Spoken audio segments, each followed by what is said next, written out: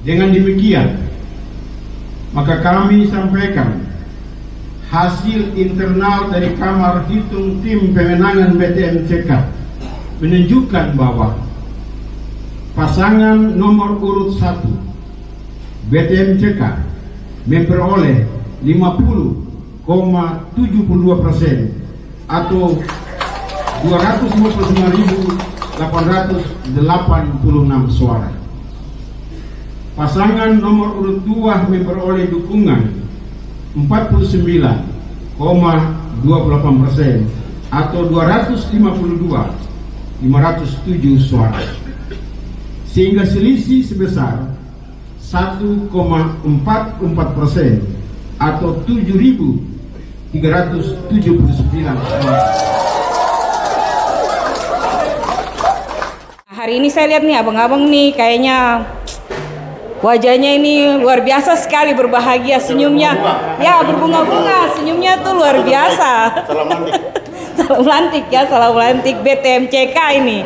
Jadi perjuangan yang PSU ini berapa bulan ini sedikit legowo ya, sedikit legowo. Oke, saya mau dengar pendapat abang-abang dulu ini terkait dengan press conference hari ini. Kita mengeluarkan data real yang dasarnya dari Kamar Hitung PDI Perjuangan, yang dasarnya adalah C1, bukan abal-abal, C1 hasil. Jadi saya mau dengar dulu, mungkin saya mulai dari abang sebagai relawan ini dulu, Surban. Saya mau dengar dulu ini pendapat hari ini bagaimana? Ya, alhamdulillah pada malam hari ini kita bisa mengikuti bersama press conference dari calon gubernur kita dan wakil gubernur kita, Bapak Dr. Benhur Tamimano dan Bapak Konstan Karma, bersama seluruh partai pendukung atau partai pengusung dan juga seluruh tim dan relawan.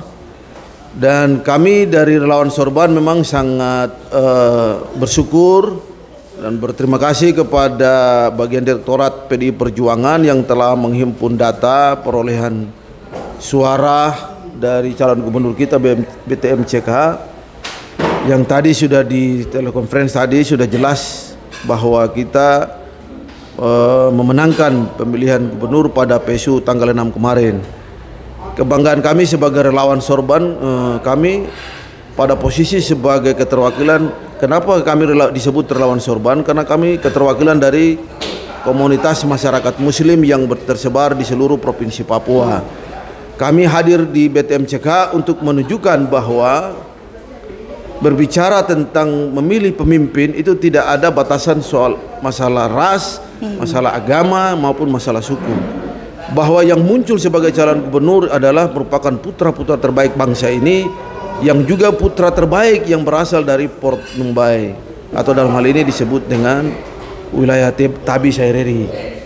Oleh karena itu adalah merupakan sebuah kebanggaan bagi kami relawan Sorban untuk ikut bersama-sama memperjuangkan pasangan calon gubernur. Dan alhamdulillah hari ini kita bisa menyaksikan pasangan calon gubernur yang kita dukung bersama, yang kita usung bersama ini alhamdulillah menjadi terpilih sesuai dengan data C1 hasil ya. Data C1 hasil juga dikombin dengan data C plano, C1 plano. Jadi kami peringatkan kepada penyelenggara di tingkat atau lembaga ad hoc di tingkat bawah, dalam hal ini PPD, agar jangan bermain-main dengan apa yang sudah ada. Kita dari tim pemenangan BTMCK punya data yang akurat, data C1 yang akurat, dan kalau itu bermain-main maka tentu kami akan memproses, menindaklanjuti. Saya kira begitu. Baik, itu dari relawan Surban. Saya mau dengar dari Abang Julianus nih. Ya, anak kampung nih. Bagaimana? Karena ini euforianya ini kan sampai di kampung-kampung nih. Masyarakat ikut turun mengawal suara BTMCK. Walaupun ada ya kita tahulah intervensi. Tapi kan bagaimana pendapat Abang nih terkait dengan masyarakat hari ini PSU turun langsung, dan hasil hari ini alhamdulillah puji Tuhan tidak ini hasil ya kayak gitu. Jadi hasilnya puji Tuhan seperti yang diharapkan kayak gitu, atau bagaimana? Ya, teman-teman sekalian, yang pertama, inilah wujud yang disebut dengan kedaulatan rakyat. Artinya Abang BTM dan juga Pak CK merupakan pemimpin yang lahir dari representasi semua komponen rakyat, yang kita harus akui beliau dua menjadi sosok yang benar-benar mewakili rakyat, baik Tabi maupun Saireri. Nah, selaku putra Tabi dan juga Saireri, saya pikir inilah pasangan yang ideal yang sangat diharapkan oleh masyarakat.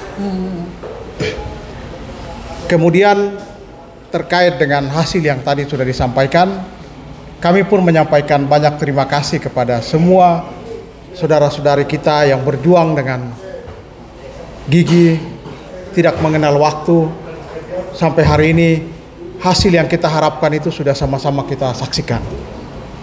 Yang berikut yang kami harapkan kepada para relawan, teman-teman yang kita berjuang bersama di lapangan, sampai di kampung-kampung dan gunung bahkan lembah. Tugas kita hari ini yang ada di depan mata adalah kita menjaga suara-suara kita yang sedang berproses di PPD, kemudian akan sampai ke KPU. Nah, tetapi saya yakin dan percaya dengan giat dan kemudian kegigihan dari teman-teman relawan ini, saya pikir hampir di semua PPD ini mereka sedang berada di sana. Dan semalam kami, para rekan-rekan yang bergerak di lapangan dan relawan telah bersepakat, satu relawan itu mengirim 5 orang untuk menjaga. Nah, dengan demikian saya juga mengingatkan kepada kawan-kawan KPPS, kawan-kawan PPS dan PPD, tidak usahlah bermain-main. Cukup sudah kasus yang terjadi di Jayapura Selatan itu menjadi pembelajaran berharga. Mari kita jaga ini demokrasi ini.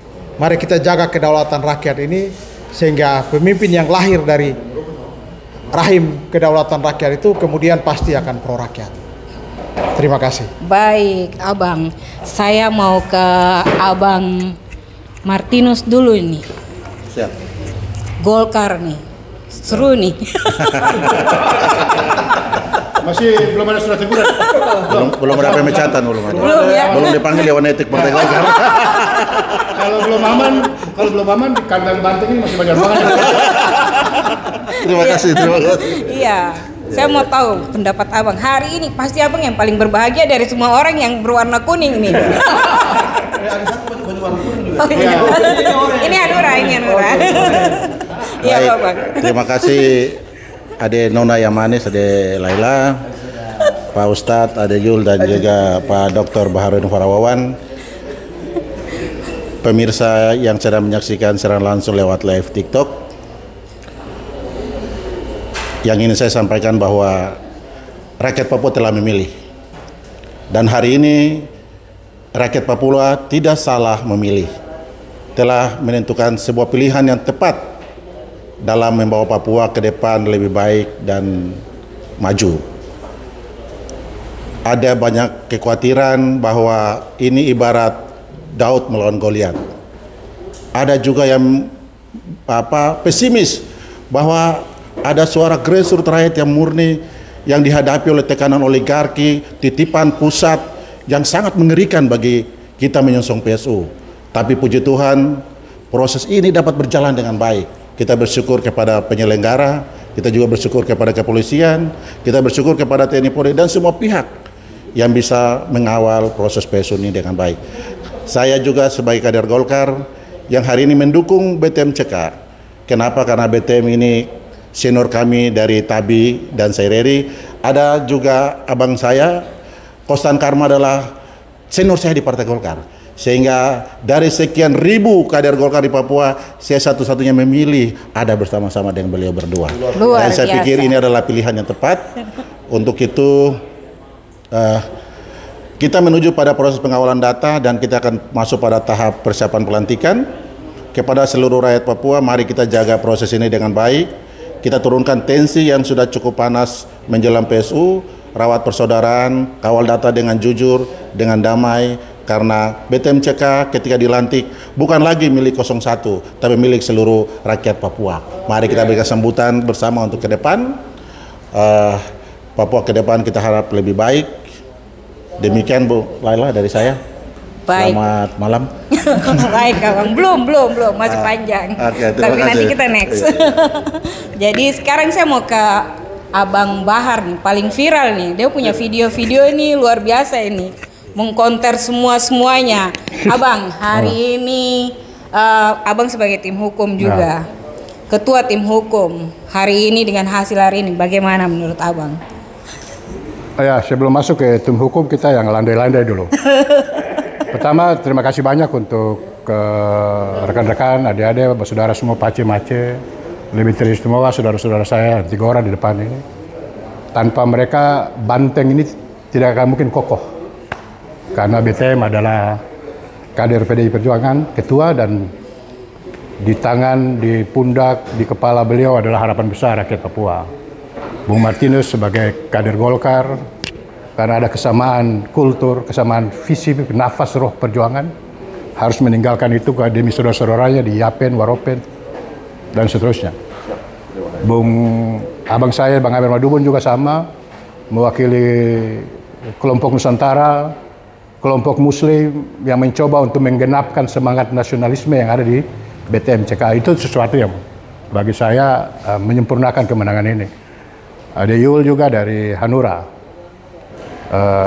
dengan gerakan anak kampungnya sangat bombastis dan tidak istirahat dalam preliminary rekapitulasi ini ya. Saya mau bilang begini, kenapa pengumumannya hari ini? Saya pakai ilmu sorban sedikit. Jadi ilmu falak. Kalau kita sadari, 17 Agustus itu hari Jumat 1945. Agustus ini bulan Agustus. Hari ini tanggal 8 bulan 8, tadi kita konferensi pers dimulai jam 8. Di hari Jumat. Bisa. Gitu. Saya dengan sekretaris berdiskusi, coba geser sedikit pakai teori Bung Karno, menyatu dengan alam. Agar ruh nafas merah putih di bulan Agustus ini dia mencapai kemerdekaannya. 17 Agustus 1945, 178 juga sama. 1945 dengan 2025 juga sama, juga ekornya 5. Nah, ini yang kita syukuri dalam bentuk semesta, karena bicara tentang Tabi Seireri, bicara tentang tanah yang diberkati, tidak lepas dari Tuhan mengutus manusia menjadi wakil Tuhannya di bumi dan berharap bahwa BTMCK adalah wakil kita. Sehingga mari kita kawal proses-proses yang ada. Ini bukan untuk membalas kelompok sebelah dengan konferensi pers berkali-kali di pinggir pantai di kota sana. Tapi ini untuk menyuarakan kemenangan dari saudara semua dari 2024. Seolah-olah sudah tidak ada urusan lain kecuali urus BTM-YB, BTMCK. Karena mereka sadar dan penuh bahwa 5 tahun ke depan pasca pemekaran DOB, Papua Selatan sendiri, Gunung Tengah sendiri, kita akan mendayung Pulau Tabi Sereri ini 5 tahun mendatang. Dan itu akan sejahtera dan tidak sejahtera tergantung pemimpinnya. Jadi sekali lagi, dari kantor kami DPD Perjuangan ini, ucapan terima kasih yang tak terhingga kepada seluruh lapisan masyarakat. Dari seluruh lintas agama, lintas suku, strata sosial yang menaruh harapan dengan PDI Perjuangan, Partai Pengusung, Partai Kebangkitan Nasional, teman-teman juga yang tidak hadir, Partai Nasdem, PSI, yang lain-lain. Ini kekuatan yang kita lawan ini sungguh dahsyat. Ini pilgub rasa pilpres, karena menteri turun, PJ Gubernur turun, beberapa jenderal-jenderal juga turun, dan hari ini kalau tidak ada, kita ibaratkan ini kembali ke semangat 45, bambu runcing lawan senjata laras panjang di pelataran kantor-kantor distrik hari ini. Itu yang bisa saya sampaikan sebagai open statement dulu. Nanti baru kita masuk lebih lanjut. Terima kasih. Baik, terima kasih. Tadi Abang punya ini saya mau tanya sama Abang berdua ini, relawan nih, pendapat relawan kan bambu runcing melawan senjata. Ya kan? Jadi ini kan gerakan grassroots ini, mulai dari relawan Surban maupun anak kampung Tabi Seireri yang digerakkan oleh abang-abang berdua ini. Bagaimana pendapat abang-abang terkait dengan pendapat relawan-relawan ini terkait dengan perjuangan PSU 2025 sampai menghasilkan tadi press conference ini? Bagaimana? Ya, jadi sejarah telah membuktikan bahwa kekuatan rakyat itu yang mampu mereform sebuah negara. Sejarah Indonesia sudah banyak membuktikan bahwa tanpa kekuatan rakyat itu tidak bisa ada perubahan dalam sebuah kedaulatan negara. Nah, ambil misal aja kita bangsa Indonesia ini dari perubahan zaman ke zaman, dari perjuangan kemerdekaan sampai kepada kemerdekaan, sampai kepada Orde Lama, Orde Baru, sampai reformasi. Itu sejarah membuktikan bahwa kedaulatan rakyat itu yang mampu menentukan perubahan sebuah konstelasi negara. Itu sejarah itu sudah banyak membuktikan itu. Itu yang pertama. Yang kedua, kembali ke Papua ini dalam PSU ini memang kalau kita melihat dari real data kita di PDI Perjuangan, dari data C1 hasil, itu murni adalah kekuatan rakyat di Papua. Itu tidak bisa dipungkiri. Masyarakat dengan penuh rasa tanggung jawab setelah mencoblos pada tanggal 6 itu pagi, itu menunggu, mengawal proses itu, memfoto itu C1 plano, kemudian C1 hasil. Mereka tunggu, kadang-kadang para petugas itu harus istirahat makan jam siang. Itu ditunggu, masyarakat berbondong-bondong menunggu di TPS-TPS. Kita bisa menyaksikan di seluruh, di Kota Jayapura, di Kabupaten Jayapura, di Kabupaten Kerom. Lalu kemudian masyarakat menunggu, meminta kepada para petugas untuk cepat tanda tangan itu C1 hasil. Lalu kemudian setelah itu masyarakat ikut mengawal itu kotak suara itu sampai ke kantor distrik. Itu kita saksikan semua. Ini membuktikan bahwa PSU ini menjadi sebuah perhatian serius dari masyarakat di Papua, dan ini sebuah pembelajaran yang baik dalam tatanan demokrasi di tanah Papua. Ini membuktikan bahwa rakyat di Papua tidak bisa dibodoh-bodohi oleh siapapun, mau jenderal kah, mau elit politik kah, mau menteri kah. Rakyat Papua hari ini menentukan bahwa rakyatlah yang berdaulat, rakyat yang mempunyai kekuatan untuk melakukan perubahan di tanah ini. Saya kira itu, dan kami relawan Sorban, kami ikut mengawal proses mulai dari proses awal kampanye sampai bagaimana proses meyakinkan masyarakat, terutama masyarakat Muslim kami yang tersebar di seluruh Papua. Kita bisa menyaksikan ketika BTMCK melakukan kampanye di beberapa kabupaten, baik di Biak maupun, walaupun di Biak mereka menunggu sampai jam 12. Beliau melakukan perjalanan dari Supiori ke Biak itu lewat laut, sehingga musim ombak beliau tiba jam 12 malam. Pihak Bawaslu Kabupaten Biak mengatakan bahwa ini tidak bisa lagi, sudah melanggar. Sudah lewat jam 6, tidak bisa. Iya. Tapi masyarakat, relawan Sorban dan pemuda-pemuda Sulawesi yang waktu itu punya agenda bertemu dengan BTMCK, mereka bilang yang penting kita ketemu sebentar saja, tidak usah kegiatan. Itu contoh. Iya. Yang kedua, ketika di Waropen, kawan-kawan dari relawan Sorban yang ikut berpartisipasi dalam kampanye di gedung itu, dan ini membuktikan bahwa kita betul-betul ikut proses ini dari awal sampai hari ini. Saya kira itu dari kami relawan Sorban. Terima kasih. Abang, silakan. Ya. Saya pikir kekuatan hati nurani itu tidak bisa dilawan oleh siapapun. Bukan Hanura ya, bukan karena Hanura. Tapi kekuatan hati nurani itu iya. tidak bisa dilawan oleh siapapun. Anda mau kasih uang segepok atau sekarung pun tidak akan pernah melawan itu.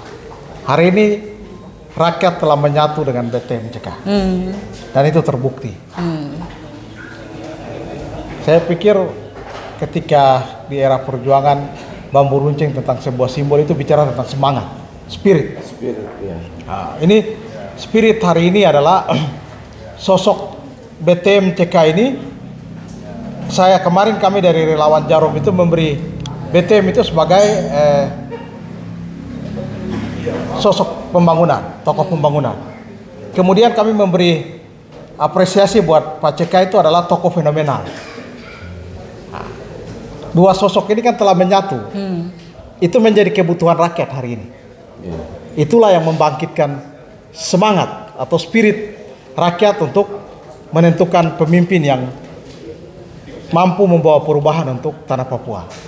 Karena ketika kita menjadi sekian provinsi, kita butuh sosok yang bisa mengembalikan kejayaan Provinsi Papua. Terima kasih. Baik, sekarang saya mau ke abang berdua, Abang Martinus dan Abang Bahar. Saya mau tanya-tanya terkait dengan pot tracking sama indikator ini.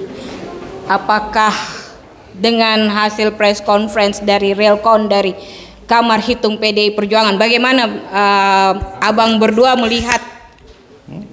Soldat aja tuh Bang. Ya mungkin dari dari Abang Bahar dulu, baru kita ke, saya kira Abang Martinus juga pasti mengikuti. Jadi Menyesuaikan. Ya. Nyontek. Gak juga, kayaknya Abang Martinus saya kira setiap hari pasti duduk di depan televisi, lihat terus nih. Jadi silakan Abang. Harus kembalikan. Suatu hal yang harus kita syukuri bagi seluruh masyarakat Papua dan Pak BTMCK dan seluruh relawan tim pemenangan adalah terkait dengan pertanyaan poll tracking. Poll tracking ini kayak mujizat Tuhan. Dia datang dari mana dan tiba-tiba dia muncul tanpa kami tahu. PDI Perjuangan tidak tahu dan tim BTMCK tidak tahu. Kenapa kita syukuri? Kalau tidak ada data pembanding dengan sistem dan infrastruktur yang mereka miliki, kita akan kabur dan hilang jalan, Pak. Artinya ini sesuatu yang sangat murni. Satu. Yang kedua adalah sampling data yang disampaikan pun sudah memenuhi kuota dari penyebaran wilayah. Dan kebetulan tim-tim saksi-saksi kami juga bertemu dengan mereka di lapangan. Jadi penyampaian bahwa ini tidak memenuhi standar dan lain sebagainya, ini akurasinya sangat valid. Dan yang paling terpenting adalah mereka ini terdaftar di Komisi Pemilihan Umum Provinsi Papua. Jadi dalam Undang-Undang Pemilu 7 2017 itu tentang pemantau termasuk yang survei, lembaga survei harus mendaftarkan diri. Nah karena Papua ini ada klaster pemilu sendiri, bukan serentak, jadi mereka mendaftarkan di sini. Beda dengan indikator. Ya kalau indikator itu kan beda-beda tipis, ya indikasi lah, ada indikasi apa gitu kan. Jadi dong cari nama-nama yang sama gitu. Cuma dong lupa dia barang ini dia muncul di TV1, TV1 bukan TV2 gitu. Jadi akhirnya banyak human error dalam pemberitaan itu. Jadi dengan kehadiran data ini kita mampu mengkonfrontir. Artinya kalau lembaga survei itu yang akuntabel, dia punya data bergaris lurus dengan data yang dimiliki oleh tim kampanye ataupun partai politik.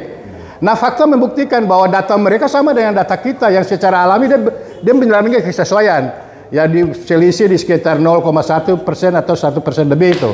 Sehingga ini bisa dipertanggungjawabkan sebagai hukum dalam bentuk untuk tindakan dan kebutuhan hukum ke depan. Jadi bagi kami dari PDI Perjuangan melihat bahwa ini sesuatu yang sangat relevansi.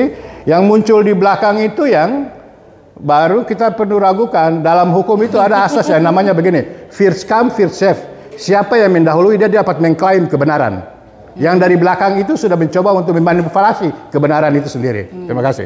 Oke, Abang. Silakan Abang. Baik, memang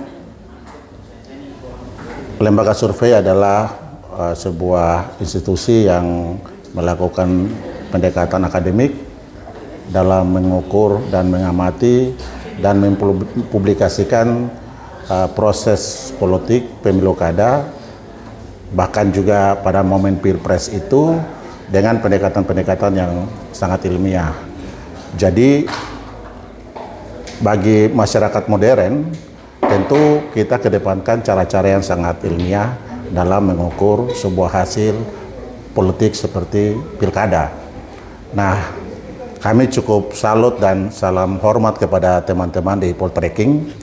Pertama, mereka telah melakukan proses yang cukup baik secara administrasi, datang ke KPU, mengisi form dan juga mengikuti proses-proses yang normal sebagai sebuah lembaga yang normal. Nah, ada lembaga lain yang saya tidak ingin sebut namanya, tapi publik Papua juga tahu.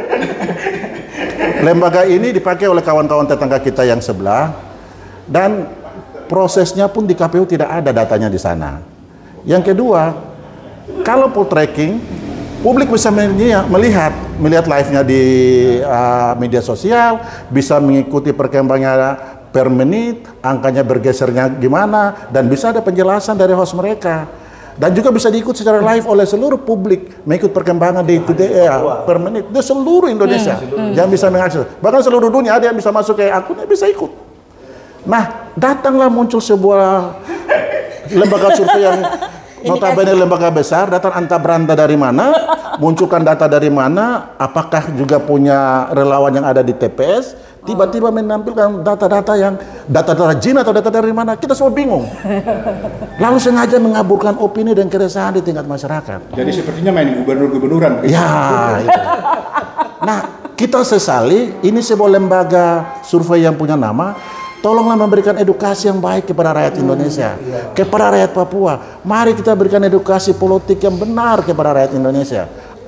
Kepada pemilik lembaga tersebut, saya titip pesan, di kemudian hari nanti tolong, namanya apa Pak? Indikator politik. Saya kalau lembaga survei agak sedikit aneh-aneh, saya agak lupa. Jadi kalau poltreking itu karena Anta Yuda tuh figur yang saya hormati, jadi kadang teringat membekas di kepala saya. Jadi Mbak Laila begitu, dan kita berharap dengan proses ini masyarakat kita di Papua pemilu demi pemilu semakin teredukasi, sehingga satu hal lagi yang saya ingin sampaikan pada sesi ini bahwa ada gerakan modal yang besar, ada gerakan elit politik yang luar biasa, tapi ada suara rakyat yang begitu murni, terjaga, tertata, tulus. Dengan kaki abu ini sudah yang kita mengantar BTMCK menjadi pemimpin ini ke depan. Kita kawal proses pelantikan, pembangunan ke depan. Papua milik kita semua suku yang ada di sini, kita bangun Papua bersama ke depan. Terima kasih. Baik, sebelum closing statement, ini yang paling seru. Saya mau dengar abang-abang terkait, kita kan tahu bahwa intimidasi masyarakat dari tingkat bawah sampai yang sekarang ya ini Parcok nih, partai yang baru muncul nih. Kita tahu. Nah, bagaimana ini abang melihat di lapangan sendiri, Parcok ini punya pergerakan, kita lihat bukan hanya, kita punya bukti-bukti juga ada ya terkait dengan Parcok juga. Jadi mungkin saya mau dengar dari abang-abang punya pendapat terkait dengan Parcok nih. Iya, terkait situasi ya atau apa yang kita sebut Parcok ini, saya pikir fakta-fakta kita jelas ya. Ya. Di Heram, kemudian di Muara Tami, dan masih banyak yang lain yang kita tidak bisa sebutkan. Tapi yang paling penting hari ini saya mau beritahu buat kawan-kawan Parcok ini dan juga warga masyarakat, Parcok atau lembaga ini lahir dari anak kandung reformasi. Kita berharap mereka ini menjadi garda terdepan untuk menegakkan demokrasi dan tidak lagi bermain-main membelokkan kedaulatan rakyat. Pesan saya kepada kawan-kawan kita yang masih terlibat atau menjadi bagian dari Parcok, hentikan semua sandiwara kalian. Hari ini sudah berakhir. BTMCK telah mendapatkan kedaulatan rakyat. Dan tadi saya dan teman-teman yang bergerak di beberapa distrik atau PPD, itu bahkan teman-teman relawan sudah sampaikan, kami rela mati kalaupun harus berhadapan dengan mereka. Artinya akumulasi rakyat terhadap perilaku-perilaku Parcok ini sudah klimaks. Ya, sudah gerak. Sudah gerak. Untuk itu saya berharap melalui podcast ini untuk kalian hentikan semua itu. Mari menjaga kedaulatan rakyat, kemudian biarkan semua proses ini melahirkan pemimpin yang sudah rakyat kehendaki melalui tanggal 6 Agustus kemarin. Terima kasih. Baik. Abang? Iya, yang pertama kami menghimbau kepada Parcok karena ini kejadian juga terjadi di Sarmi juga. Mereka datangi penyelenggara, ingin berdiskusi, ya intinya adalah kalau bisa dirubah angka perolehan yang sudah dari PPS itu ke PPD itu kalau bisa dirubah. Tetapi hari ini dengan pengalaman KPU Kota Jayapura kemarin itu, yang 3 orang komisioner diberhentikan, ini menjadi pembelajaran bagi seluruh penyelenggara di seluruh Papua, khususnya para komisioner. Kalau lembaga ad hoc di tingkat bawah komisioner ini seperti PPD ini kan, PPS ini kan ya sifatnya ketika ada pilkada atau pemilu baru terbentuk, sehingga ini rawan konflik, rawan terjadi proses kesalahan-kesalahan itu administrasi lah istilahnya seperti itu. Oleh karena itu kita harus memperkuat. Ini ke depan pemerintah harus menciptakan sebuah aturan untuk bisa memperkuat lembaga penyelenggara ini di tingkat bawah, dalam hal ini lembaga ad hoc. Karena masyarakat menganggap bahwa atau penyelenggara ini menganggap bahwa mereka sifatnya insidentil sementara. Sehingga dia bisa mencari sesuatu di dalam hajatan-hajatan besar, misalnya pemilu legislatif, pemilu kepala daerah dan wakil kepala daerah. Jadi Parcok ini kalau dia tidak punya kepentingan di dalam pemilu kada, maka dia tidak akan terlibat. Ini real ya, ini kita bicara sesuatu yang real, kita tidak usah bohong-bohongan lah. Kalau ada senioritasnya terlibat dalam pilkada, maka tentu ada semacam intervensi untuk bagaimana bisa mendongkrak senioritasnya. Tapi kalau misalnya ini murni orang-orang sipil saja yang maju, ini saya yakin Parcok dan yang lain itu pasti akan berdiri netral.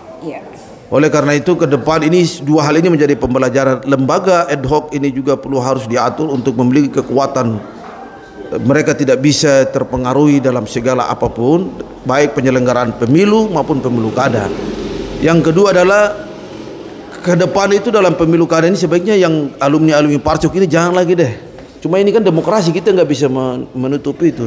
Tapi ke depan ini harus dijadikan sebagai pembelajaran yang baik bagi lembaga institusi ini, supaya ketika ada senioritasnya tetap mereka memegang teguh netralitas itu. Itu yang kita harapkan. Saya kira begitu dari saya. Baik, Abang silakan. Tentang apa pertanyaannya dulu? Parcok nih. Partai yang baru muncul nih, Abang kan Golkar nih paling lama ini. Ya. Ini pelaku Parcok juga. Jadi intinya bahwa sebagai warga negara Indonesia kita mestinya memberikan dukungan kepada institusi kepolisian. Polisi ini menjadi garda terdepan juga dalam penegakan hukum. Kita juga berharap polisi ke depan bisa bersama-sama dengan rakyat mengawal proses demokrasi dalam sebuah negara modern seperti Indonesia akan lebih baik. Tapi dalam prakteknya ada 1-2 oknum, oknum ini huruf besar di bold lagi, di garis bawah lagi, yang memberikan aksi-aksi atau kegiatan-kegiatan yang memang berusaha mengganggu. Tapi sekali lagi ini oknum, kita berharap ke depan perilaku-perilaku ini tidak boleh lagi terulang, karena yang dilakukan oleh oknum ini akan merusak citra institusi yang kita sangat banggakan, kita sangat jaga, kita hormati, dilahirkan dengan penuh pengorbanan dari rakyat Indonesia, mengawal bangsa ini dengan baik. Kita sayang polisi, tapi kita ingin jangan lagi ada anggota di internal lembaga ini yang merusak institusinya sendiri. Kita sayang lembaga ini. Kita juga kalau ada kader-kader polisi yang baik, masih banyak polisi yang baik kok. Bisa berkontribusi dalam pembangunan, bahkan di pilkada juga nggak apa-apa, sepanjang bisa mengikuti proses dengan baik, menjunjung tinggi aturan, menghargai proses demokrasi yang baik, nggak jadi masalah. Terima kasih. Baik, wah tim hukum nih seru. Silakan Abang. Ya, yang selalu menghadapi laporan-laporan semuanya. Menghadapi cobaan dan tantangan. Iya, semuanya deh. Pertama dalam demokrasi Indonesia, dalam benak kita dalam state and nation, idealnya sebuah negara demokrasi, harusnya ketika polisi maju, pemilu itu jauh lebih aman loh. Tapi ini kok terbalik, begitu loh. Harusnya ketika tentara maju, pemilu dan demokrasi itu menjadi aman. Karena ini adalah hajat berbangsa dan bernegara yang menjadi tugas keseharian beliau-beliau ketika masih jadi aktif. Pemilu ini kan berhubungan dengan Kamtibmas. Kenapa jadi tambah kacau? Iya, kenapa kok jadi tambah kacau loh? Ini adalah maskotnya Kamtibmas yang pakai logo Bayangkara. Bayangkara itu di zaman Majapahit ada pasukan pengamanan Majapahit itu namanya Bayangkara. Kemudian polisi ini mengadopsi logo itu menjadi, dan itu gagah perkasa kayak Gajah Mada. Kedua adalah kalau pergerakan ADU dan lain-lain untuk menantang mereka di lapangan di PPD itu sebenarnya bukan menantang, tapi mengingatkan mereka kalau kalian itu tertolak oleh undang-undang. Kalian tertolak oleh undang-undang. Maksudnya tertolak itu apa? Undang-Undang Nomor 2 Tahun 2002 tentang kepolisian. Peraturan Kapolri Nomor 10 Tahun 2020 mengatur tentang 3 hal.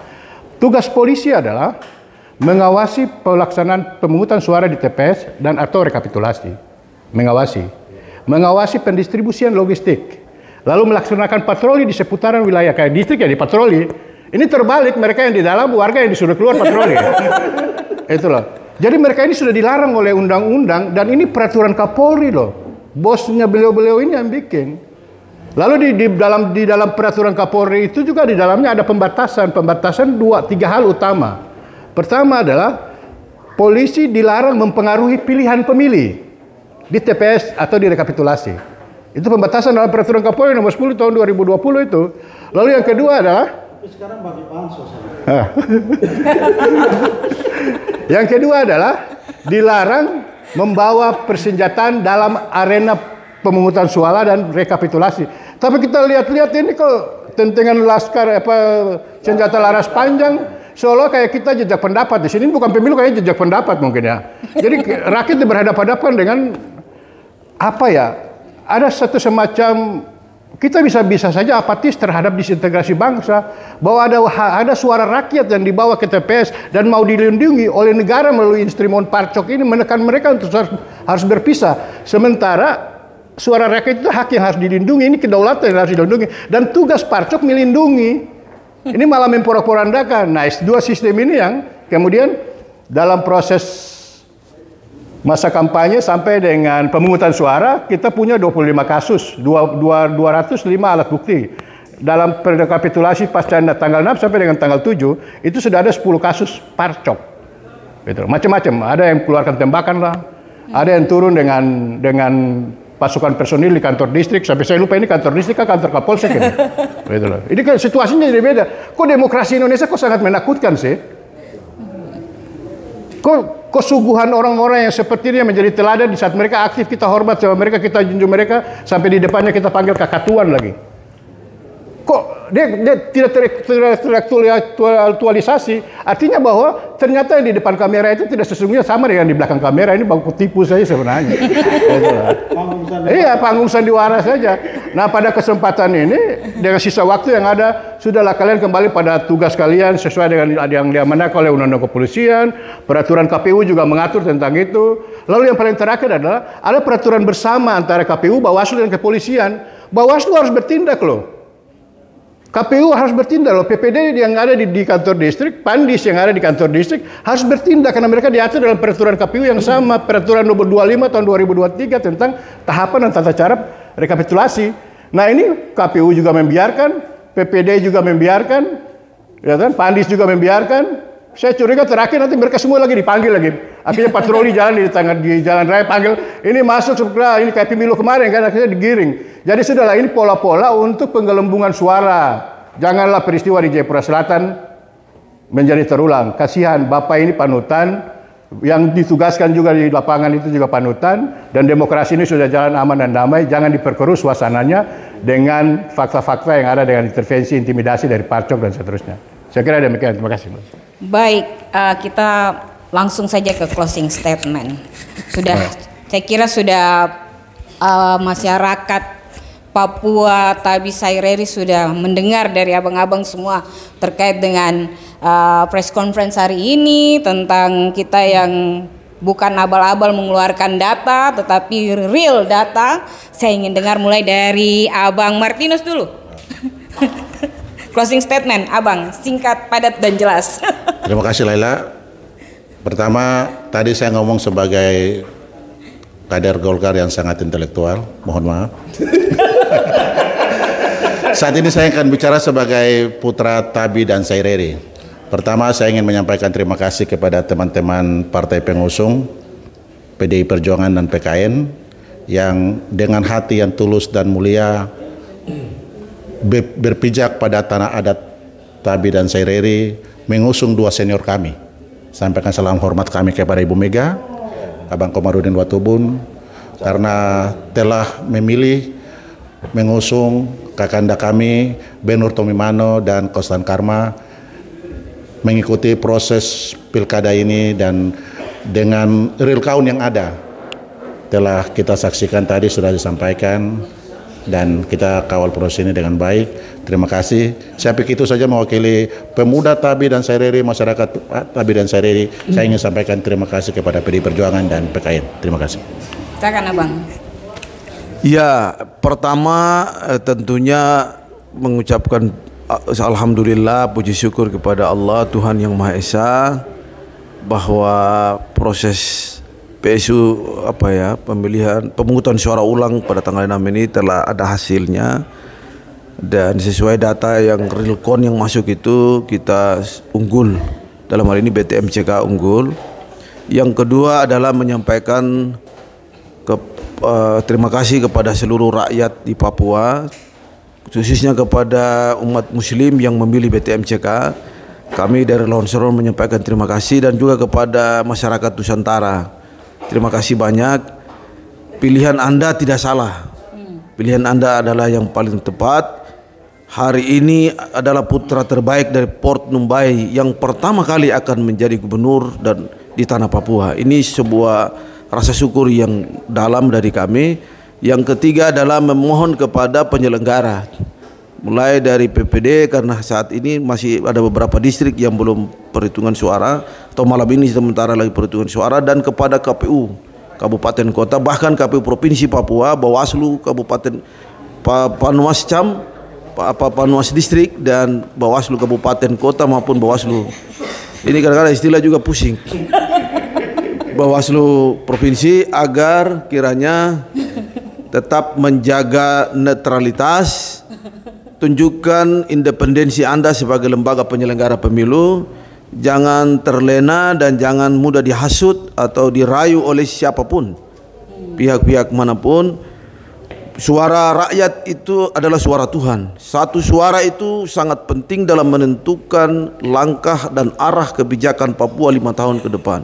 Oleh karena itu kami mengharapkan kepada lembaga penyelenggara pemilu di semua tingkatan untuk tetap menjaga netralitas. Yang ketiga, kami mohon kepada kepolisian yang menjaga keamanan Kamtibmas di seluruh tanah Papua dan selama proses penyelenggaraan pemilu ini, PSU ini berjalan sampai selesai nanti, mohon untuk tetap menjaga netralitas, tetap menjaga keamanan, dan kami mohon kepada kita semuanya supaya mari kita sama-sama mengikuti proses ini dengan baik, jangan sampai terpecah belah, jangan mudah dihasut sampai menimbulkan kekacauan. Kita harus cinta Papua karena Papua adalah tanah yang diberkati. Sekian, wassalamualaikum warahmatullahi wabarakatuh. Selamat malam.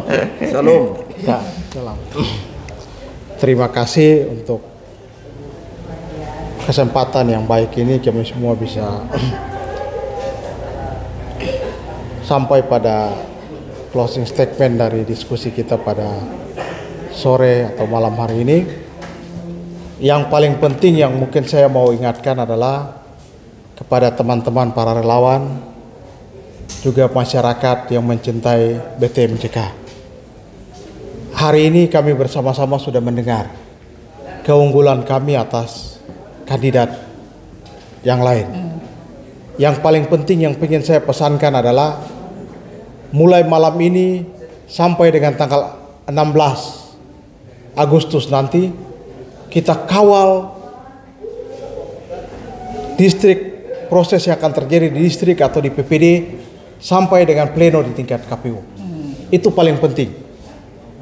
Yang kedua, pesan saya kepada teman-teman penyelenggara, baik KPPS, PPS, PPD, Pandis dan Bawaslu, jangan mau diintervensi. Jaga integritas kalian. Karena tidak semua mendapatkan kesempatan seperti kalian untuk turut menentukan pemimpin untuk tanah Papua dan menjadi bagian dari seorang negarawan. Dan itu teman-teman yang mendapatkan peran itu.